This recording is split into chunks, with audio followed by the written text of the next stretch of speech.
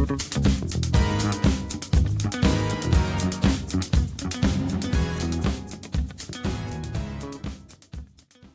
everyone, welcome back to the Old Golden Chat. Back with Nat and Liam for a Newcastle United prediction and match preview. Game time is 2 p.m. on Sunday. I hope everyone gets down to Molineux and gets behind the boys. Nat first, how are you, mate? You okay? Yeah, very well, mate. A bit tired, as you'll know. This is a late recording, but yeah. You know, I do apologise. I've dragged these boys on at almost 11 o'clock at night because shift changes and finishing late and working in Birmingham. So I do apologise to both the boys. Liam, how are you, mate? You okay? Yeah, I'm all right, mate. Are you? I'm not too bad. I'm slightly confident going into the weekend, which should never happen when you support Wolves. So, what about yourself, boys? Are you feeling slightly optimistic going into the weekend, or?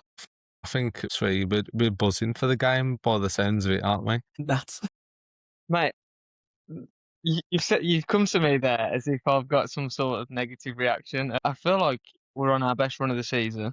Best run for a very, very long time, actually, since the last best run when we actually were playing well. So I think it's hard not to be confident now. And without giving away too much of sort of the preview part, you look at Newcastle's last few games and a lot of goals conceded. So, yeah. Mm-hmm. And they had a tiring game in the week, didn't they? So hopefully that plays a part in the game as well. Absolutely. I mean, their fixture list is ruling at the minute. I think they've got Champions League as well coming up.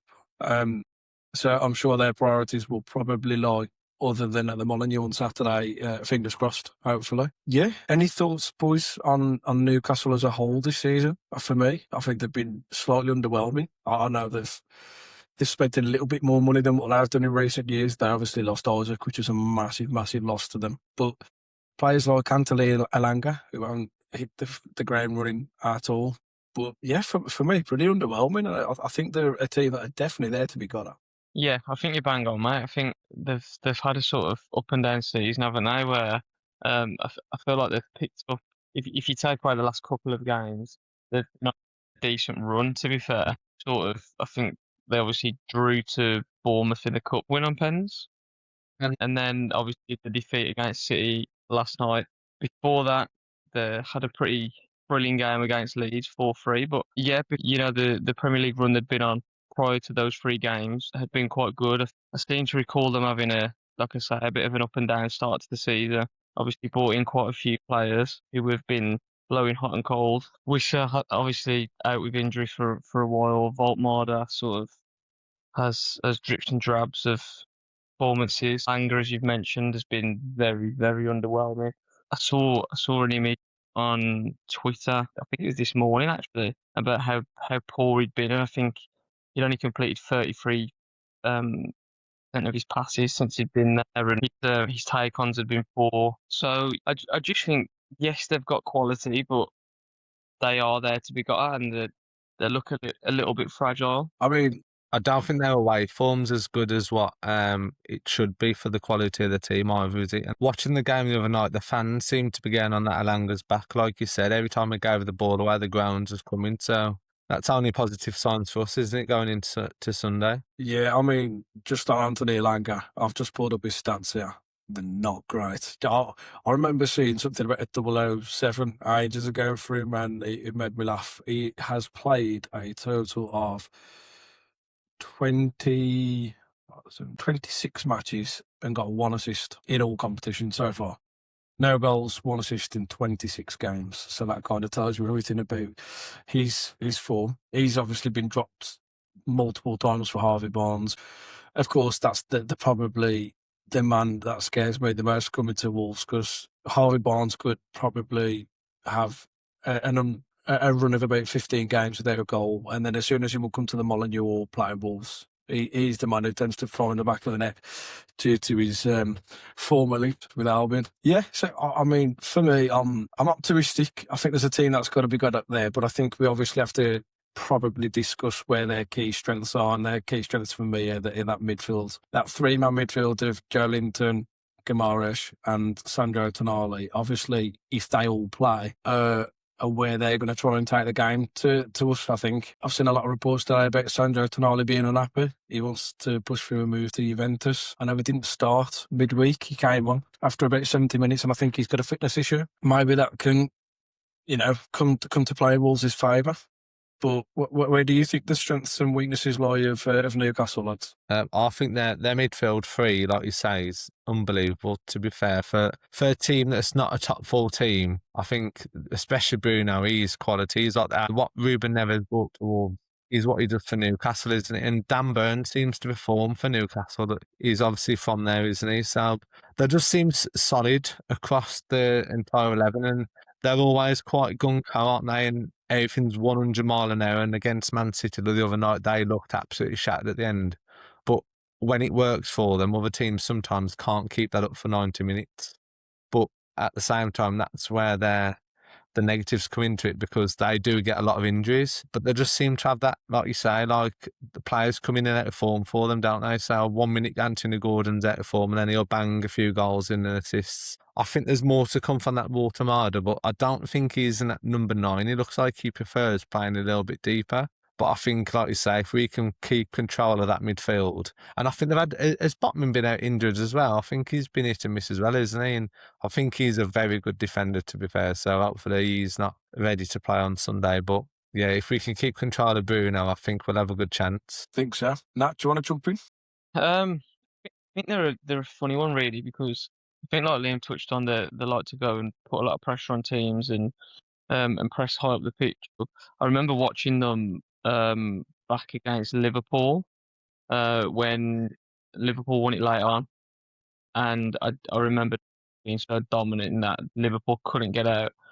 And they're really effective. Not only that, they've got pace all over the pitch, haven't they? I think you look at that front three. If the play sort of Gordon, Wissa, and then Elanga. I know obviously we've touched on he's not been great, but there's that transition counter-attacking threat that they'll carry. I also like the fact that they've got Lewis Hall and obviously Miley's been playing at right back as well. They just get on the ball, don't they?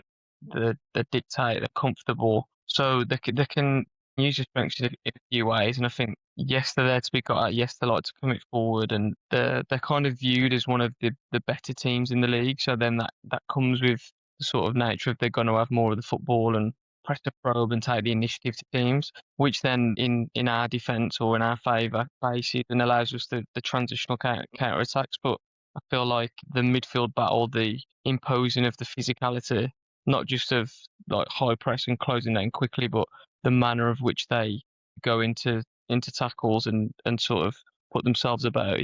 You've got to sort of weather that and then be organised enough when we lose the ball to stop the counter-attacking threat that they carry. Yeah. I mean, I'd like to pull an interesting point back from our previous fixture against Newcastle at St James's Park.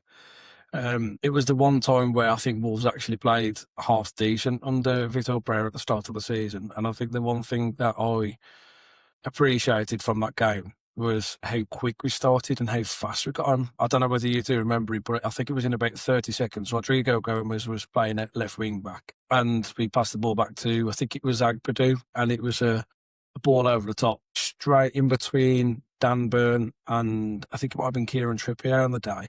Rodrigo Gomez, we know he's as quick as anything.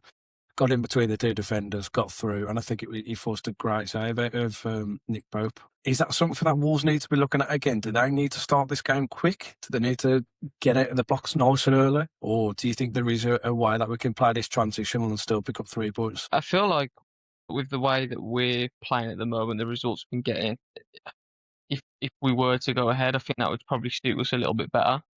And then it allows you to kind of naturally play a more counter-attacking style of play. I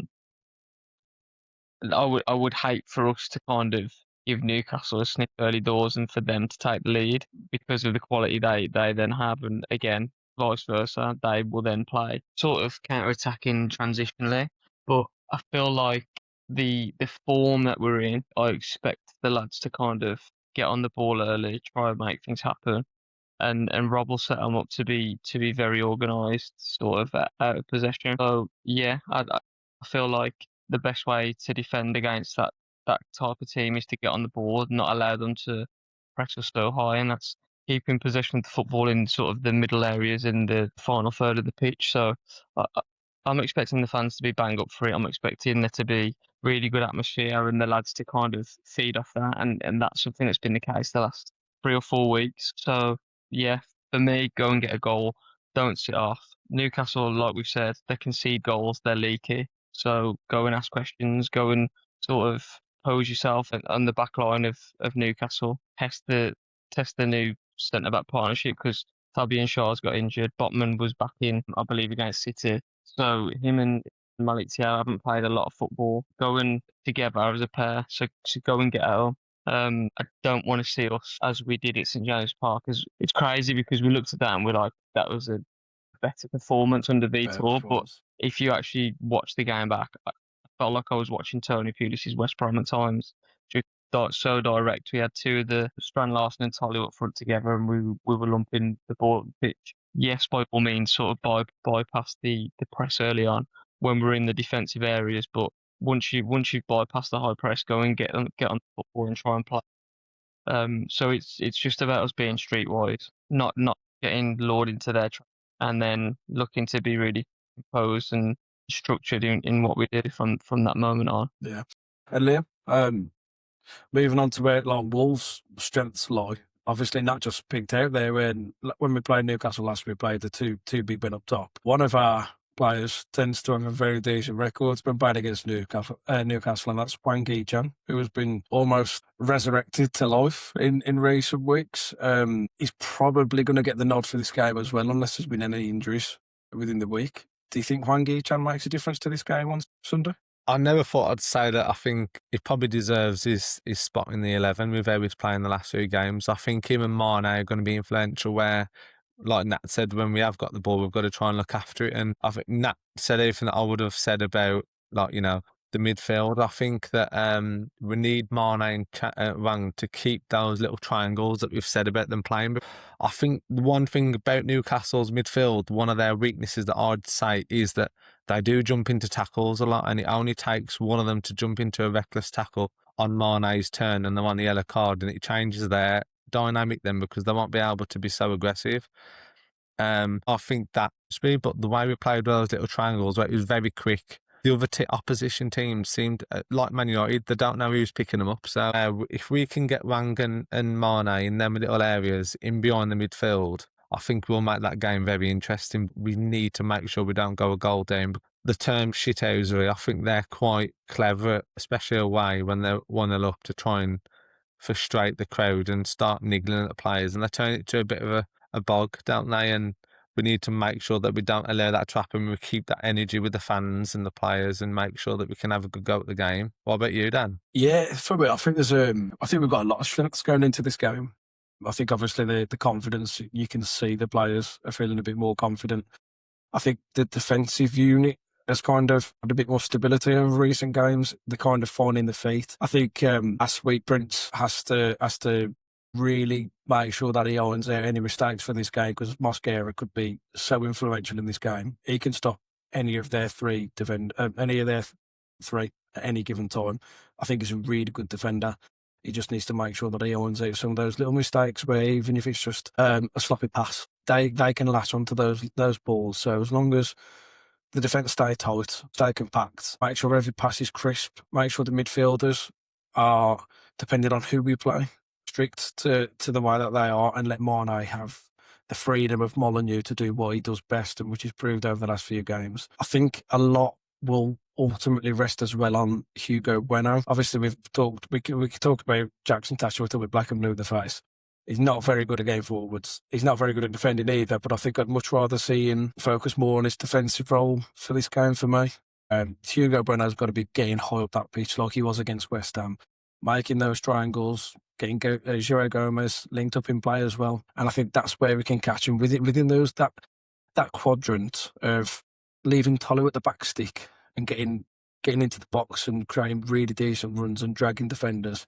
If you can get João, Mane, Hwang and Hugo Bueno interlinking in different manners against that Newcastle side, especially when we've talked about Lewis Morley playing a right back, I think that is where you go and attack, because they'll look at us and they'll say, let's go and get a Jackson Thatcher. He's awful. And we'll say, let's go and get a centre, young, hungry centre midfielder who's been playing at right back because Livramento's injured and Trippier's not fully fit. Talking to Mosquera, though, I think it'll be interesting to see if Joelinton does play.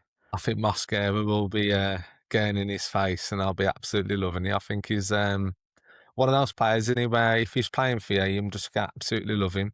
So this is Liam's team lineup for Sunday's game at Molineux. Liam, talk away, mate. Let's see what you think. I think the Mosquera, Santi, and Krejci speak for themselves. I know they haven't perfect among them three stay. I think Mosquera, like you said, picked up a good point about him. I think he needs to make sure he don't make a mistake. But on a positive, if the game gets a bit ratty and a bit physical, I think he's just the man in there just to try and wind them up a little bit and put them in that little bracket of getting, annoyed with the left sort of thing. I think Sarr probably keeps his position again because he hasn't done much wrong while he's been in. I'm fed up of talking about Chachua, so I just had to make sure I take him out. I put Doc in originally, but then I realised that I don't know if he'll be able to get up and down with how Newcastle play, with how intense the game is. I don't know if he'll get up and down. I don't think Liam is going to be brought into the 11 just yet, and Rodrigo, I don't know how fit he is. So I think if Rodrigo's 100% fit, he'd be in, but for me, I'd probably move Hugo Bueno across. I'm sure he played against Newcastle at right wing back when we played Newcastle away, I think. Yeah, so you're right. a lack of options there, and both of them could probably play on that left wing side because they haven't done a bad job, have they? So I'd probably just move him across and see what he can bring to that position there. We need someone there who, you like to say, if Gordon or Harvey Barnes are playing there and they're just going to keep running at us, we can't have Chachua just allowing them to run in near the box. It only takes a Mosquera fell coming over to cover. If Trippier does play, they've got some tall target men, and we just seem to sometimes struggle dealing with that little ball coming in, don't we? And then the other change that I'd have made were Arias coming out for Andre. A lot of speculation about Arias, so you don't know where he is quite right, with how he's thinking. But against Everton, I feel like that we was quite outnumbered in that middle, and they were quite physical, and we didn't maybe cope with her. And Newcastle are a lot more physical in that midfield, so I'd probably put an extra person in there. I know people have said Andre and Joe are similar, but again, there's no other option of who I'd want to put in there if I wanted two centre mids. I've just moved Joe a little bit forward because I feel like he could. I think it suits him when he's in and involved and getting into the faces and, making those little breaks and charging defenders down a little bit to win the ball back higher up rather than him sitting as a 6. But I can't take Tolo out. I think he holds the ball up really well. If Newcastle are pushing on us, I feel like he would maybe bully their centre halves, which don't normally happen for Newcastle. So like you said, their centre halves haven't played together much with injuries. Be interesting how they deal with him. Mane, you can't take out the squad because I think he's our star man, the game changer. He could win us the game. I think he'll draw a few fouls in. Like I said, one tackle them on the yellow. It's going to push him off. And Wang keeps his place because he has, he's turned up the last few games, hasn't he? So I can't take him out. Nice. I agree wholeheartedly. So, cheers, Liam. Nat, over to you, mate. This is your team lineup for Newcastle.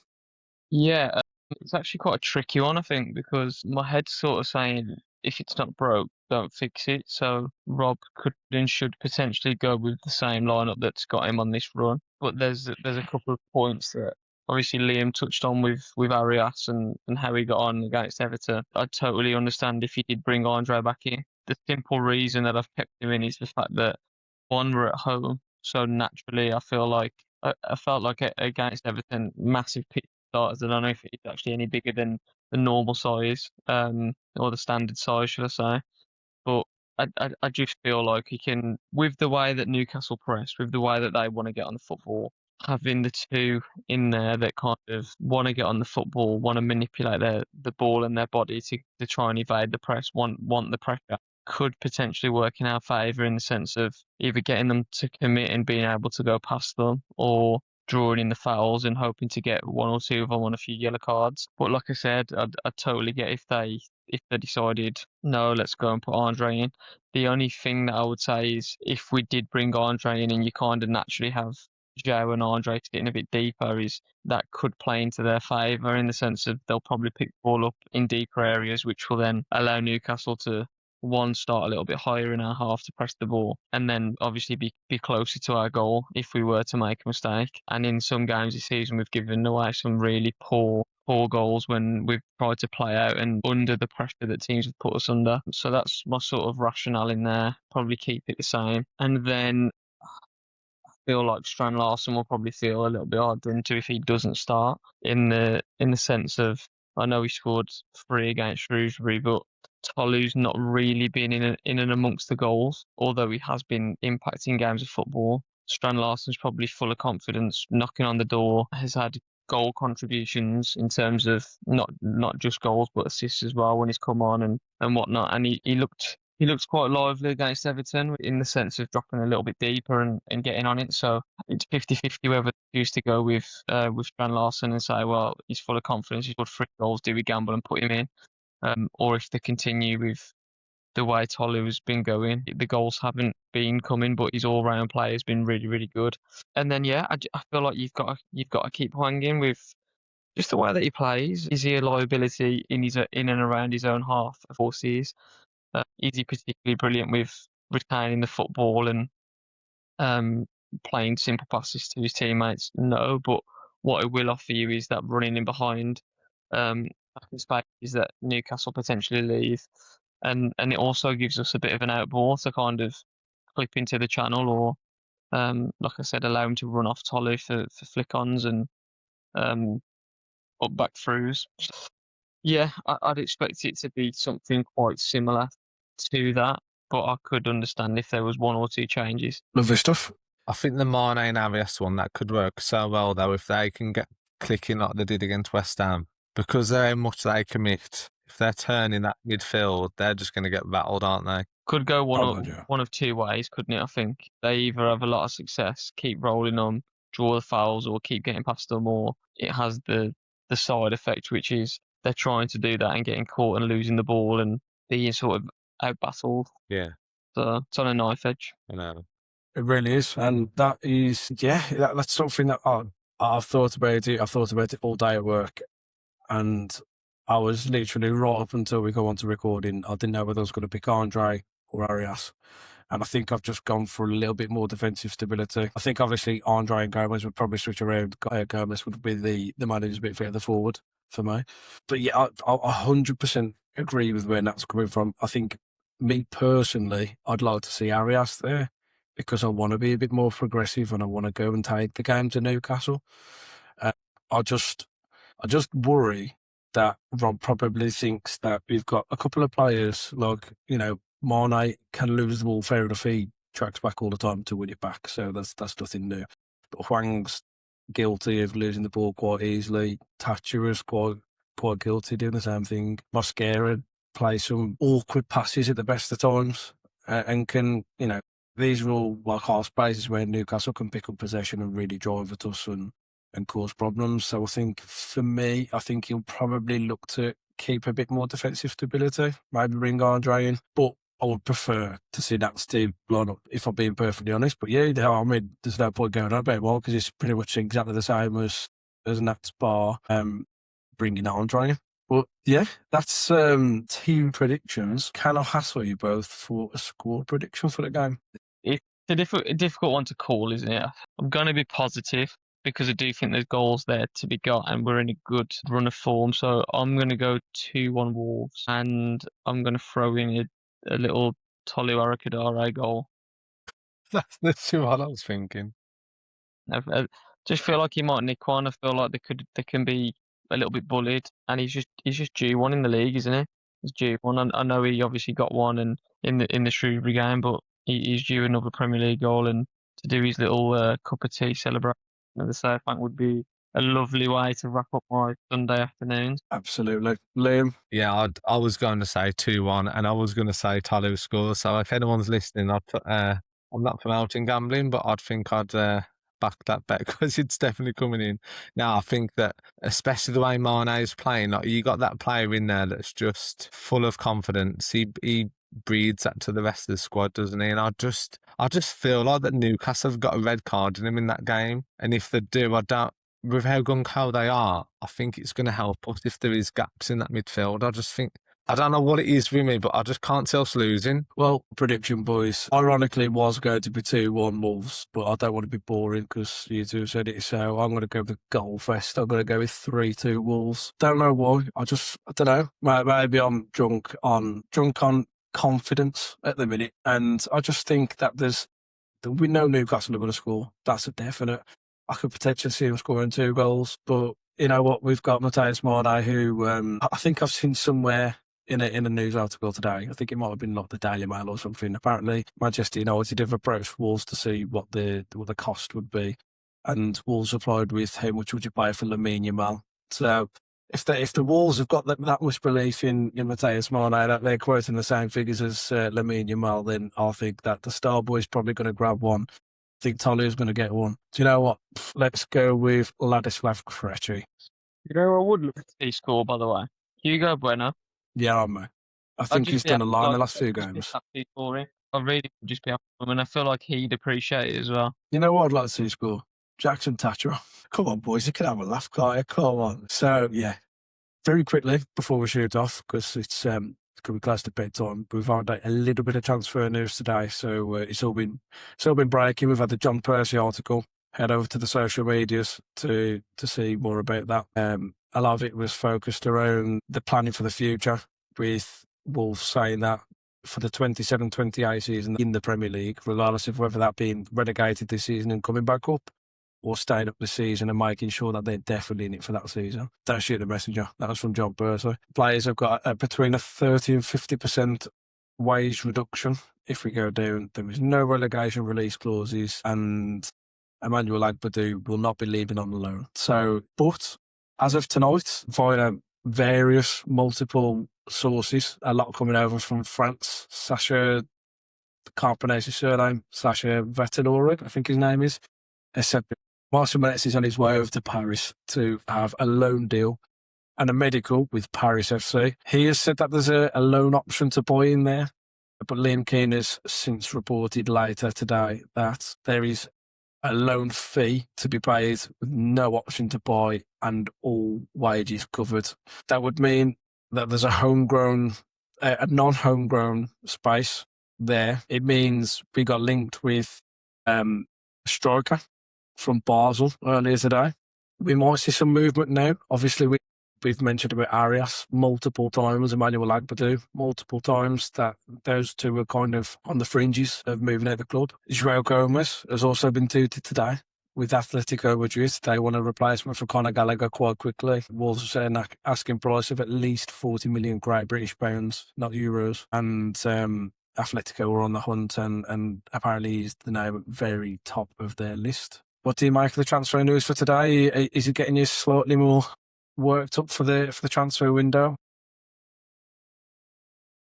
Not really. Not a lot of sort of link to come in as expected. I think John Percy's article was obviously a nice read this morning to kind of give us a bit more information and clarity on what the situation is. It was also nice to see the fan reaction to that. A lot of people seem to be quite still frustrated and think we're in an awful position based on the fact that there's relegation wage drops and no release clauses. Which happens everywhere. Yeah, but also it's sensible. I don't understand the uproar in that. What would you rather have cheap release clauses in and no wage drops? So if we don't shift them on, they're still on massive amounts of money, or we lose them for, like I say, next to nothing in comparison to where they should be valued at.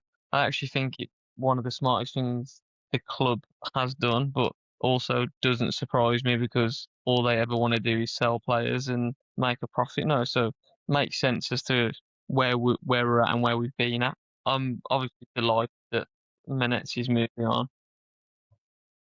As many goals as he scored, and he has scored a couple of important goals, he's just not a Premier League player in terms of technical ability and what he offers for long parts of the game. So I think that kind of makes sense. And I think I said it straight away, for Rob to see that he was one of the problems, Marshall Menetz, and take him pretty much straight out and not really utilise him, helped to get the fan base on board as well, because it was something that we'd all been crying out for weeks.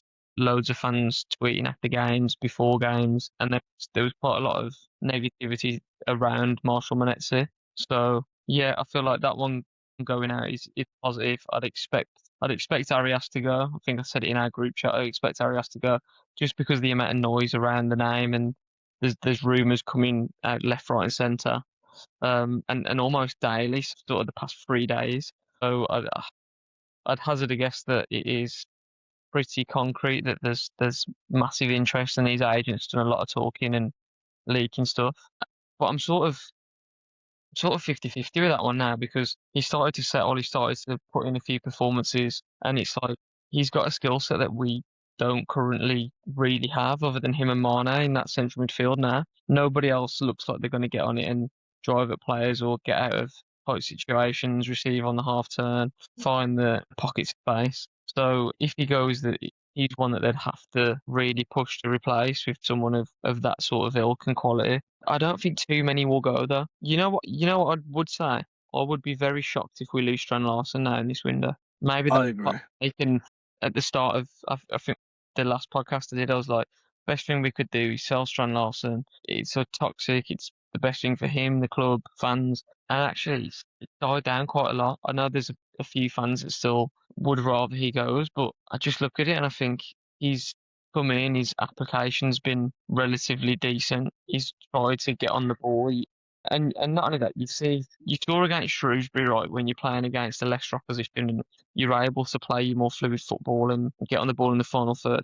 He was scoring those goals last season. That hat-trick goal where he's running off the shoulder of a defender, takes his touch, wraps it in the corner. Like, that's a Strand Larsen goal, and how many of those have we created for him? So, like, and we haven't, and we've got on his back, and rightly so, because he, in my opinion, could have given more, and he should still be competing for like aerial balls and stuff, but that isn't his game, and he's been shoehorned, and he's likely to have been frustrated, just as we're likely to be frustrated with what he's given us. But you look at the clubs now linked, you look at the asking price that Wolves are asking for, I don't think too many teams are going to stump that up. And also, I saw a really good point around like João Gomez and Strand Larsen are pushing to go to the World Cup. No, you leave. João Gomez leaves now and goes to Atletico Madrid. No guarantee that he gets in the team. I mean, I'd back him too, because I think he's a top player, and if anything, he would fit them like a glove with the way Simeone plays, right? He would. But it's risky. You're looking at, obviously, we've just touched on Leeds are after, and now supposedly after Strand Larsen. Does he get in over Calvert-Lewin with the form that he's in? Or he goes to Forest? Does he go and get straight in the Forest team and play loads of games? Or you're looking at it, and it's more of a risk for some of them to actually go now, potentially, than at the end of the season. So, Yeah. And also, it's a risk for us to kind of sell and not be able to replace when you've just picked up form, because are we going to be able to replace with the same quality? Do we want to go and splash a load of money now, knowing that we could go down? Listen, to kind of sum it up and to finish on this part, I feel like we'll lose a couple. We won't lose a lot. We'll bring 1 or 2 in, potentially lose 2 or 3, and we'll save the kind of bulk of it for the summer and see where we're at, regardless of what league we're in. I think there will be, even if we pulled off the Great Escape, I think there would be a rebuild in the summer. I think there has to be. Liam, do you want to quickly sum up today's news, and then we'll leave it to that? We've heard all the talk before, haven't we?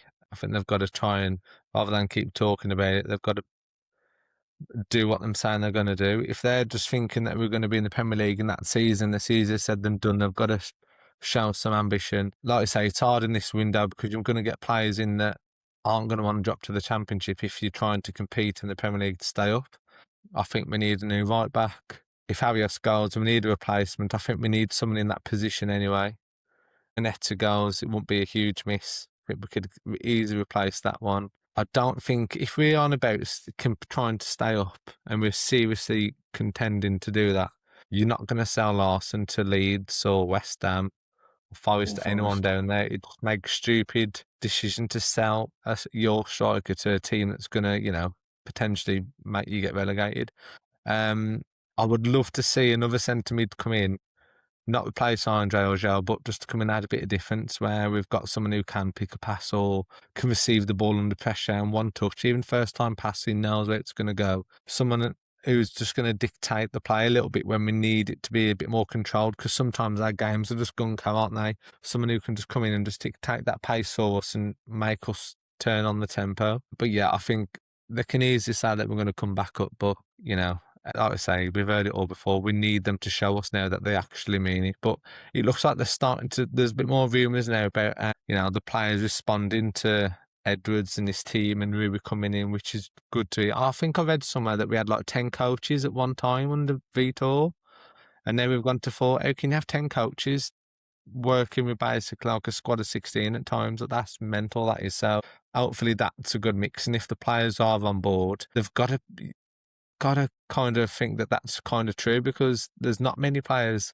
that look like they're pushing for a move, where a few podcasts ago we was like, mate, they're all going to be trying to get out the window. So what do you think, Dan? Yeah. I mean, it's one of them where I think there's a lot of work to be done if they want to either come back up the following season, or if they plan to stay up this season. I think this season's just a bit of a stretch too far, for me personally. As much as we're being positive, and we have been, and we've all predicted a Wolves win, look, we all want the best for the club. And if Wolves manage to pull off the Great Escape, then a statue of Nathan Shee, of Rob Edwards and Rui Pedro Silva will be straight outside of the South Bank. But look, it's a hard transfer window when you're in the position that we're in, to even try and attract players, and anyone who is of any decent quality will probably be getting snapped up by someone like a Fulham or a Bournemouth or a Crystal Palace, of someone who's, you know, down there but not quite going to get relegated this season. So yeah, it is a hard window, but yeah, just go get him run loser. Yeah, why not? Right, boys. Would be nice. Would be nice. There are players out there now that you can go and get. Well, I think we spoke about Terry Moffat the other week. He's now been released by Nice. And so did Jeremy Boga. I'm sure Jeremy Boga came through. He was an English homegrown. You'd probably take both of them, right? Like, you'd probably take both of them and say that they'll offer something, bring them in. Another one that makes perfect sense and people were speaking about was Ross Barkley. Love Ross Barkley. I'd love a midfielder to come in. You'd absolutely take him for half a season on a loan deal. And he's probably at a stage of his career where he probably signed more than a loan deal. He went to Luton and got relegated, got his move.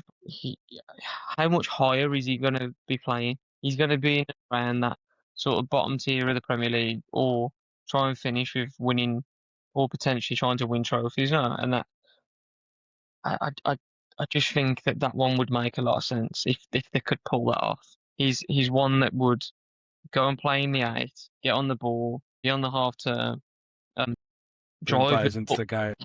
But yeah, play through the thirds, try and find passes through the lines. He'd make perfect sense. The only problem you'll have is, would he be able to stay? Wages. Well, wait. I can't imagine that on Villa are paying him decent. You think he doesn't really play?